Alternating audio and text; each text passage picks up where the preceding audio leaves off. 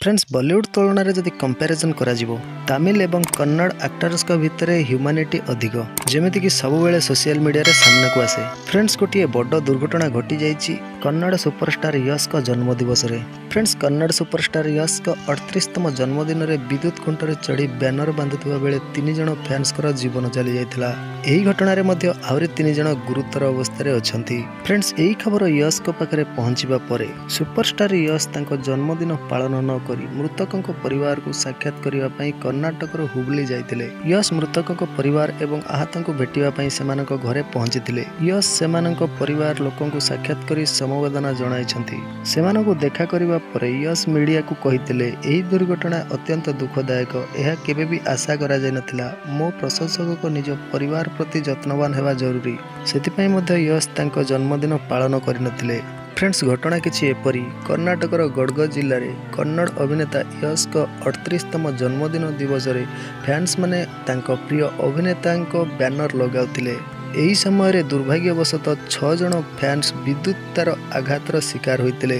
एथिरे 3 जनक मृत्यु हो जाइथिबा बेले अन्य 3 जन को गुरुतर अवस्था घटनास्थल उद्धार कर चिकित्सा हॉस्पिटल में भर्ती करा जायतिला। फ्रेंड्स जनवरी 8 रे यश का जन्मदिन थिला। धूमधाम रे जन्मदिन पालन करुवा बेले यही दुखद घटना विषय खबर पाइबा परे यश निजको अटकाई पारि नथिले।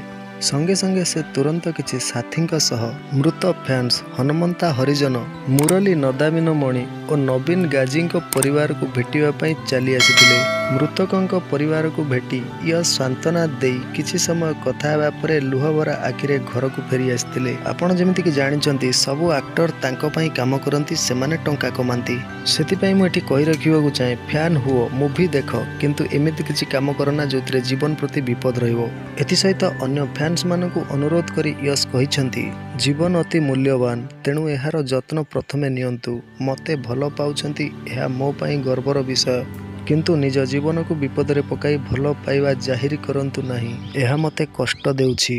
मो जन्मदिन शुभेच्छा देवाई बैनर लगाउथुवा 3 जन फैंस को विद्युतघात मृत्यु हेबा खबर पाइबा परे मो उपरे कौन बीतुछि से कथा शब्द प्रकाश करी एही भली किछि यश कहिथिले।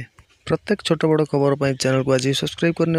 आउ थे देखा गोटे इनफर्मेशन पर्यटन विदा दिंतु। जय जगन्नाथ।